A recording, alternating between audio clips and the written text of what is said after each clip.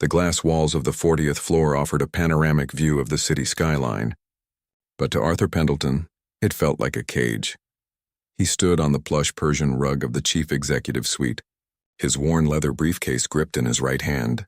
Across the massive mahogany desk sat Bradley Vance, a man 15 years his junior, wearing a bespoke three-piece suit and an expression of profound, unearned superiority. Bradley was the newly appointed regional director, a man whose entire career had been built on a foundation of daddy's connections and a ruthless willingness to cut corners. It's just business. Arthur, Bradley said, swirling a glass of amber scotch. He didn't even look up from his tablet. The board is looking for a younger, more dynamic direction. Your traditional approach to asset management just isn't meeting our aggressive expansion targets. We need synergy. We need disruption. Frankly, your department is bloated and you're costing us too much overhead. Arthur looked down at the termination papers resting on the desk. 22 years. He had given 22 years of his life to Vanguard Global Holdings.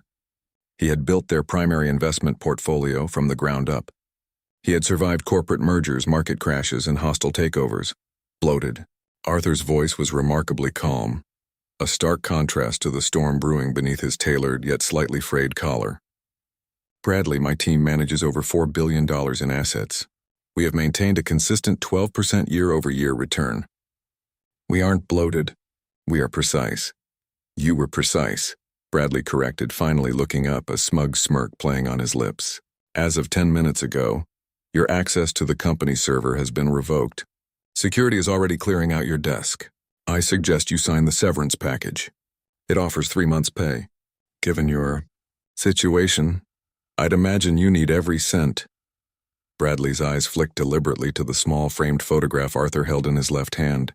It was a picture of a 7-year-old girl with bright green eyes and a gap-toothed smile, wearing a slightly oversized astronaut helmet. Leo, his daughter, his entire world.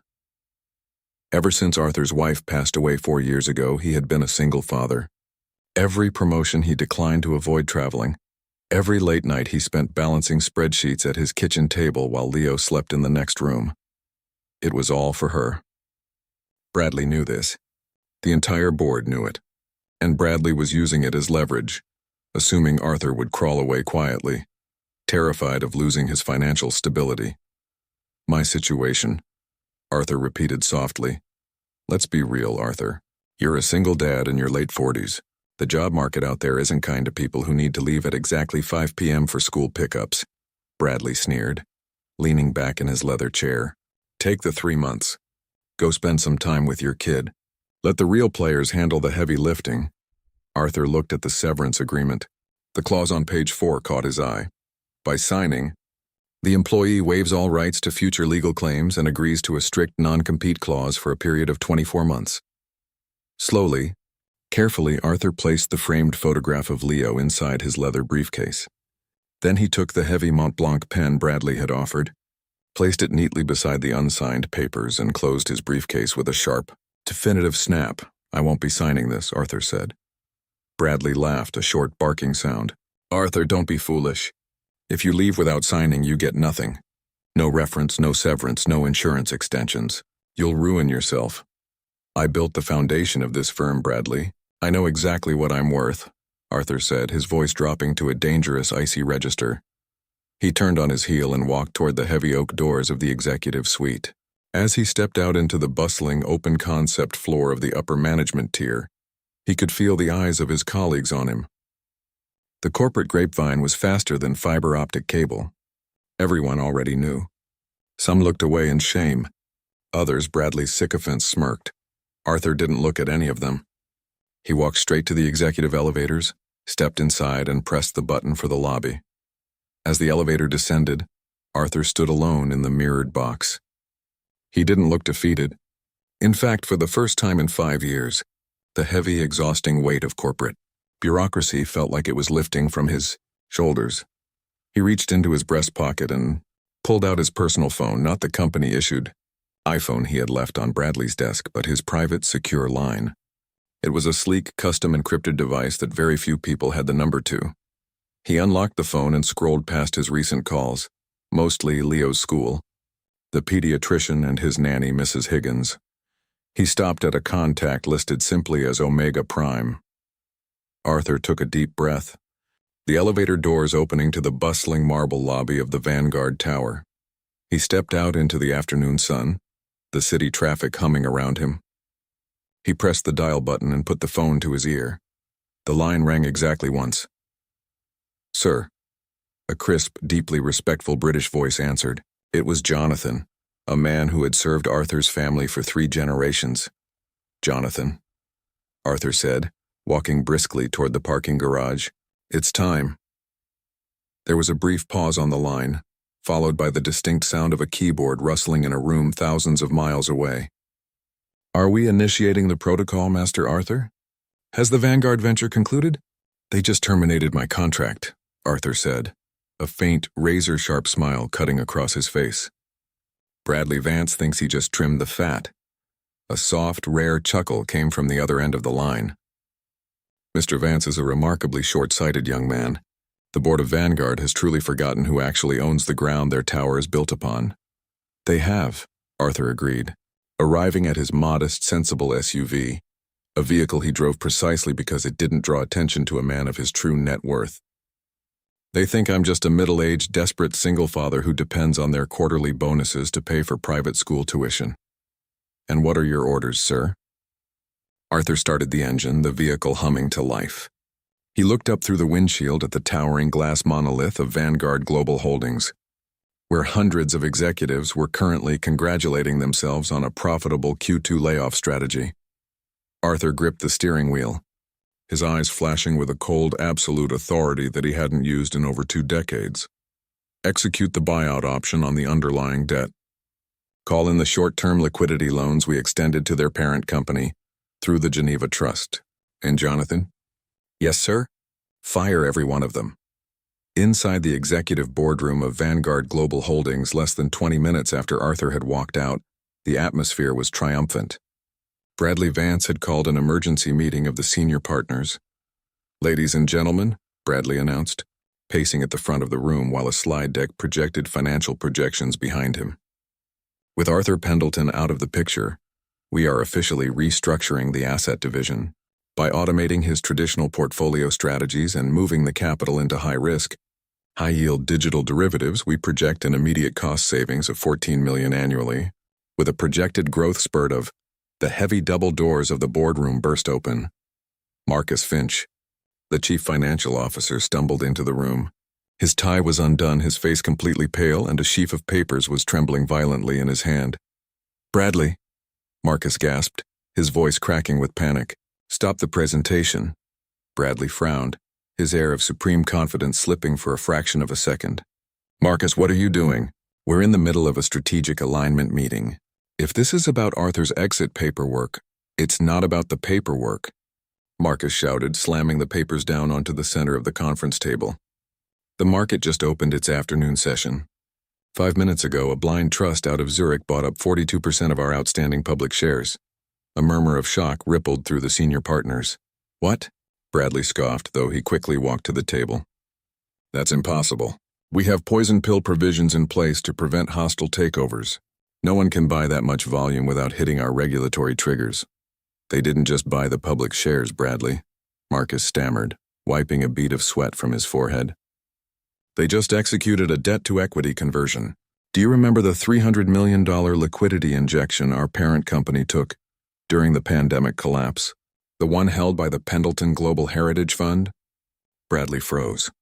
The name sounded vaguely familiar, but like most legacy debt structures, he had ignored it, assuming it was just another faceless institutional creditor.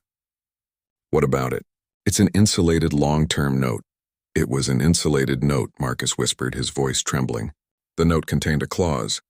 "In the event of a material change in regional executive leadership that results in the termination of founding portfolio managers without board unanimous cause, the creditor has the right to demand immediate repayment of the principal, or convert the entire debt into voting stock at a 90% discount." The room fell dead silent. The only sound was the hum of the air conditioning. "Founding portfolio manager Bradley whispered, his face losing all color. "Arthur?" Arthur Pendleton didn't just work here, Bradley, Marcus said, looking like he was about to throw up. His grandfather funded the original partnership 50 years ago. Arthur didn't take this job because he needed the salary. He took it because he promised his father he would personally oversee the core capital integrity of the firm. He owned the majority of the underlying debt through his family's private trust. Before Bradley could even process the words, the massive projection screen behind him flickered. The digital slide deck showing synergy and disruption vanished. In its place, a live video feed connected, sitting in a beautifully appointed, sunlit study filled with rare leather-bound books and fine art. Arthur Pendleton appeared on the screen. He was no longer wearing his slightly worn corporate jacket. He wore a comfortable cashmere sweater. On his lap sat Leo, his daughter, who was happily coloring a picture of a rocket ship with a bright pink crayon. "Good afternoon, Bradley." "Gentlemen," Arthur said calmly, taking a sip from a porcelain teacup. Bradley stumbled forward, gripping the edge of the conference table. "Arthur, what is the meaning of this? This is highly irregular. If this is some sort of retaliatory legal stunt, it's not a stunt, Bradley. It's just business." Arthur mirrored Bradley's earlier words, his tone perfectly pleasant. "As of 2 minutes ago, the Pendleton Global Heritage Fund has completed its hostile acquisition of Vanguard Global Holdings. We now control 81% of the voting shares." The senior partners scrambled, pulling out their phones, staring in horror as their emails flooded with urgent alerts from the Securities and Exchange Commission and the corporate legal department. "You can't do this," Bradley yelled, his composure completely shattering. "I am the regional director. I was appointed by the board." "The board has just been dissolved," Arthur replied smoothly. He looked down at Leo, gently smoothing her hair. "Say hi to the nice men, Leo." Leo looked up, waving her crayon at the camera. "Hi. My daddy is taking me to the zoo this afternoon because he doesn't have to work for mean people anymore." Arthur smiled warmly at his daughter, then looked back at the camera. The warmth vanished instantly, replaced by a cold, devastating authority. "Bradley, you mentioned earlier that my department was bloated and that you wanted to see real disruption. I agree. Effective immediately, Vanguard Global Holdings is undergoing a complete corporate liquidation. The assets will be rolled into my family's private foundation." He paused, letting the weight of his words sink into the room of terrified wealthy executives. "As the sole owner, my first official act is a total workforce reduction at the executive tier. Bradley Vance, you are fired. Marcus Finch, you are fired. Every senior partner, every regional director who signed off on the predatory layoff strategy this quarter. You are all terminated, effective immediately. And unlike your generous offer to me, there will be no severance package. We will be auditing your corporate expense accounts over the last 5 years for compliance violations." "Arthur, please," one of the senior partners cried out, burying his face in his hands. "I have a mortgage in the Hamptons. My kids are in Ivy League schools." "Then I suggest you take 3 months to spend time with them," Arthur said, his voice completely devoid of pity. "Let the real players handle the heavy lifting." With a gentle tap of his finger, Arthur terminated the video feed. The boardroom screen went black, leaving the executives staring at their own pale, terrified reflections in the dark glass, miles away. In his quiet, peaceful home, Arthur set his phone down on the desk. He looked at his daughter, who was now holding up her completed drawing of a spaceship soaring past the moon. "Do you like it, Daddy?" she asked, her green eyes shining. Arthur smiled, pulling her into a warm, fierce hug, completely untethered from the corporate world he had just dismantled with a single phone call. "I love it, sweetheart," Arthur whispered. "Come on, let's go to the zoo. We have all the time in the world."